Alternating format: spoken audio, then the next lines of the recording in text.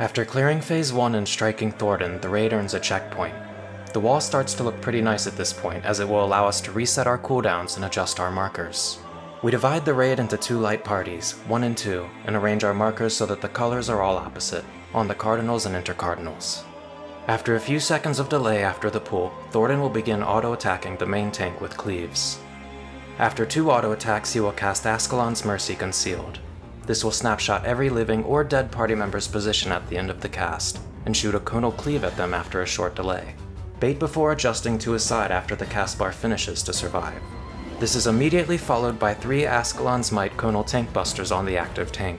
Thordan will next recenter and summon the Knights of the Round before casting Strength of the Ward. Strength of the Ward is the first exhibition-style mechanic of the fight, where no boss is targetable, so players need only focus on resolving the incoming barrage of mechanics. 3 Knights will appear on various cardinals and intercardinals around the arena, and begin casting Spiral Thrust, a column AoE. Thordan will cast Lightning Storm, while 1 further Knight will cast Heavy Impact. To dodge Spiral Thrust, we assigned 4 party members each to check a different set of colored markers. One of these players will have 2 markers of the same color with no Knight, and call it out to the raid, and this resolves where the safe spots are for this part of the mechanic. We send Party 1 to the safe letter marker, and Party 2 to the safe number marker. While positioning in the safe spot, we spread in a set formation. As the Knight dives go off, Thordan will finish his cast of Lightning Storm, targeting all 8 players with circle AoEs. We place the tank at the front of the pack, melee at the back, with ranged on either side, but your group can arrange this however you please. Markers or the phantom lines on the arena floor are a great way for the front player to get a feel for gauging this distance, while the triangles and ticks on the arena edge are helpful for players in the back. Immediately after the Spiral Thrusts and Lightning Storms resolve, Heavy Impact will begin resolving as well. This AoE starts as an orange circle on a cardinal or intercardinal near the arena center, before pulsing outwards in larger and larger rings, while leaving previously struck ground safe. This will strike a total of 5 times, covering the entire arena at various points, and requires us to dodge into an earlier strike to survive. In my opinion, this is a mechanic that just demands some experience, as depending on how far the starting AoE is, the time you will be able to safely dodge into this is variable. Be sure to use both the visual and audio cues from the AoE to get comfortable with this dodge. While we're dodging the rocks, Thordan casts another Ascalon's Mercy Concealed, and several Knights appear around the arena. We resolve the Ascalon baited conal AoE as we did before, while trying to keep the baits in line with the markers we spread to. Of the Knights that have appeared, 2 of them are critically important, 1 Paladin with a red ponytail and 1 with a white ponytail. Thordan will soon appear on the farthest edge of the arena from these 2 Knights, and being able to anticipate his position will make the next mechanic substantially easier. Expanding red and black circle AoEs will appear on the arena floor, and at the end of this mechanic, 4 safe spots will remain on the cardinals, if we consider Thordan relative north. 3 players will be marked with blue prey icons above their head, and will be targeted with massive AoEs that must be taken away from the rest of the raid. We have these players spread to relative west, south, and east, once again using Thordan as north. We have the relative west and east players stand an extra tick to the south to guarantee they don't kill either of the tanks. Of the 3 non-tank, non-prey players, 1 will randomly be targeted with a shared damage AoE. We don't know who this will be, so we have all 3 of these players positioned at relative north, stacked just in front of Thordan. Finally, 2 Tethers will spawn from the 2 Knights that we use to identify where Thordan will spawn. When these Tethers resolve, both players will be targeted by the same buster we saw in Phase 1. First a Holy Shield Bash, stunning the target for 5 seconds, and then Holy Blade Dance, a 3-hit wide-angle cleave. We want these tanks to be north so they can soak some of the damage from the stack group, so we have them move to the Thordan safe spot as well, on either side. This mechanic introduces a big decision regarding tank invulnerabilities. Option A is to just have 1 or both tanks use invulnerability in the corner of the Thordan safe spot. Option B is to save your invulnerability for big busters in the next phase, but requires much faster and more precise movement from the entire raid. My groups opted for the latter. To preserve our cooldowns and take as little damage as possible, the tanks cross the Tethers as they move to Thordan, stretching them as far as possible and zeroing the chance that they cleave one another. Without crossing the Tethers, it is hard for both to survive without invulnerability, as their positioning must be pixel perfect. The angle created without crossing the Tethers, plus the wide angle of the Holy Blade Dance cleave, will often lead to a dead tank without invulnerability. Crossing the Tethers means the tanks have to run farther, and the blue AoEs have to position faster to avoid stealing a Tether. Upon successfully surviving all of this, one final loose end remains. 6 towers have appeared, 3 in front of Thordan, and 1 at relative west, south, and east. We have the 3 blue AoE players handle the latter, while the 3 non-tank Thordan players handle the 3 in front of Thordan. You can use a priority system, voice calls, or just spread around the stack point to telegraph to your teammates which tower you intend to take. As soon as Thordan's The Dragon's Rage cast finishes, everyone adjusts into their towers while the tanks finish their hard-earned 5-second break. Thordan will reappear in the center of the arena, once again targetable, and facing whichever direction was relative south during the previous mechanic. We have the main tank move in front to avoid cleaving the raid, with everyone else in the back. Thordan will cast Ancient Quaga, a standard raidwide AoE. This is followed by 1 auto attack and then Heavenly Heal, a single target tank buster that inflicts slashing resistance down, making further hits lethal. The off-tank stacks on the main tank and provokes during this cast, and the vulnerable tank will rejoin the raid at the back once their buster resolves. The new tank will now be targeted by a series of 3 more Ascalon's Might tank busters. A well-timed feint will cover both the heal and all 3 cleaves. The heal is the scarier part of this buster as all of its damage is served at once, rather than across 3 massive cleaves. After all 4 tank busters resolve, Thordan once again recenters and faces relative south from strength, and summons his Knights of the Round before casting Sanctity of the Ward, once again starting another exhibition mechanic. We begin Sanctity by separating into pairs as soon as the Knights of the Round appear. The tank from Party 1 finds the tank from Party 2, the melee DPS from 1 finds the melee DPS from 2, and so on. At the end of the cast, 3 Knights appear, 1 Dark Knight near the outside of the arena, and 2 Paladins towards the center of the arena. 2 players will also be marked, 1 with 1 sword and 1 with 2. Very soon, the Paladins will begin dashing and dropping orbs to make our lives hell, while the Dark Knight is going to jump on the 1 marked player with a shared damage AoE that deals higher damage the less distance he travels, before doing the same to the 2 marked player, and then once more back to 1, and 1 final stack on 2. This one is quite easy to resolve. We have Party 1 move to the opposite edge of the Dark Knight, and Party 2 moves behind the Dark Knight. However, we have to check if anyone needs to flex.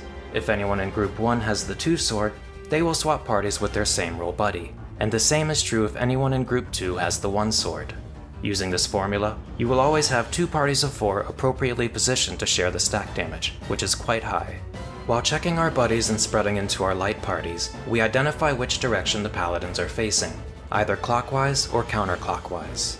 This tells us which direction we will rotate to dodge these awful, but easy to overcome orbs. We also check the edge of the arena to ensure we are not going to be hit by the 2 gazes that will soon resolve, 1 from Thordan and 1 from the Eye. These can spawn in multiple configurations, and the Eye can be difficult to notice, so find both of them and adjust the direction you are facing accordingly. This gaze will go off just before the stacks and orbs begin creating a scene of chaos. In the direction the Paladins are facing, we want to start about 2 ticks clockwise or counter from the triangle on the arena edge. From here, we wait until the AoEs in the direction we're rotating explode, and as soon as we see that, we move over to the next triangle, once again stopping 2 ticks short of it for the second safe spot. Depending on the pattern, you will either get an early tiny safe spot or a late tiny safe spot, but as long as you follow these instructions, you'll survive every time. There is another strategy for this where groups start relative west and east, and move once and then double back. I haven't studied it and think this version is way easier to comprehend and execute, but it's out there if you like needless complexity. After surviving the stack rotation, we spread into pairs of 1 DPS and 1 support at the cardinals. 2 players will be marked with red prey markers, and as soon as these are visible, we make any adjustments needed to have these players in the north and south stacks. If, for instance, the west and north DPS both have prey, then the west DPS and south DPS will swap positions, so that our preys are north and south. East and west is viable as well, but to make the adjusting more consistent, we settled on this north-south anchoring of the preys. The players marked with prey will either be 2 DPS or 2 supports, and it's important for the party to identify which role is Meteor's, as this will dictate our movement later in the mechanic. 8 towers will appear, between 2 and 3 in the center of the arena, and the remainder on the outside of the arena. We divide the arena with an X shape to create 4 quadrants on the cardinals. Yet again, this will be important to comprehend in order to position for this mechanic. 4 large fire circles will strike the intercardinals, while all players of 1 role will be targeted with massive ice circles. These ice circles are a shared damage AoE that should be split between 2 players. These circle AoEs force us to move to the inside or outside of the arena, as crossing through them again will give a massive damage over time. All 4 players of the role targeted with meteors will move to the outside every time, without exception. The non-meteor role, on the other hand, will face the outside of the arena. If there are 2 outside towers in your quadrant, you will move to an outside tower once the ice drops. If there is only 1 outside tower in your quadrant, you will move to the center of the arena. We have all center players take the inside tower clockwise of their ice position. If you have no clockwise tower, you are a flex, and will adjust to an unclaimed tower. Once these first towers resolve, the prey players will begin dropping meteors, while the rest of the party stands around looking good. As a meteor player, if you have 1 outside tower, call the position it is in. It will either be to the left, center, or to the right. We do this in hopes that the other meteor player can mirror your movement, giving both meteor players maximum distance to drop their meteors. As soon as the first towers resolve, we begin rotating clockwise around the arena. Some players just rotate along the outside, while others bob back and forth between the cleavage between the fire and ice and the arena edge where the distance between the fire, ice, and edge is narrowest. Doing the latter drops your meteors safely, while slowing how fast you rotate around the arena, buying you some extra breathing room. Dropping 2 meteors too close together will cause them to explode and wipe the raid. However you choose to drop them, after the 4th meteor drops, everyone on the outside of the arena needs to pop their knockback prevention to avoid death by wall. Continue rotating until you've made it 180 degrees around the arena. A second set of towers has appeared, and they are much easier to resolve than the first. The meteor role will always take the cardinals, with the meteor players at north and south by the last meteor they've dropped, with the other 2 at west and east. The non-meteor role will take the intercardinals.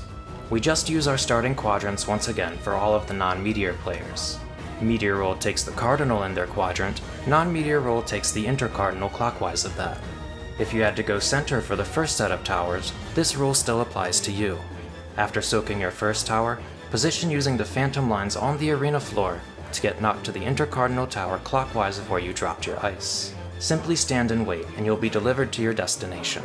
If all 8 of the second set of towers are successfully soaked and no meteors explode, congratulations, you're on your way to Phase 3, which is substantially more difficult than anything we've just done. I should mention that by anchoring the meteors to the north and south quadrants, we do create a small potential hazard. It is possible, for instance, for the north player to have only a left tower, and the south player to have only a right tower. This will leave the right tower player with very little room to drop their meteors, and possibly wipe the raid. This does happen, but it is very rare, and is still very doable with practice. If you want to avoid this hazard, what I have seen other groups do is designate a player to check all of the outside towers at the start of the mechanic, and call north-south or east-west for the meteor players to adjust to, depending on which has the ideal tower placement. Do what your group finds appropriate. Thordan will reappear at A, once again targetable. He will remain so until either he or the raid is defeated. About 13 seconds after reappearing, the party is hit by Ultimate End, an extra spicy raid-wide AoE that will require a fair bit of mitigation to survive. Following Ultimate End, he will be an Angie Boy and do this sword charge off the wall. This doesn't actually deal damage, and just positions him off the wall for the next mechanic. He also gains a debuff at this point that substantially increases his damage taken from the party. We chose to use raid buffs here so that they will be up again at a good moment during Phase 3. After the Angie Boy swing, Thordan targets a random party member with Broad Swing. This is an easy 3-to-1 dodge mechanic. Thordan will always swing on his left or right first, and his back last, so just position behind him, and when you see the first swing to the left or right, move into it. This is followed by another Broad Swing, so repeat this process once more. Aetheric Burst is Thordan's Enrage cast. Players need to mind their DPS, as we don't want him to die before about half of this cast finishes, in order to gain extra seconds on our precious cooldowns. When Thordan is killed, Nidhogg will drop on the arena, dealing massive raid-wide damage, transforming the arena, and Phase 3 will begin proper.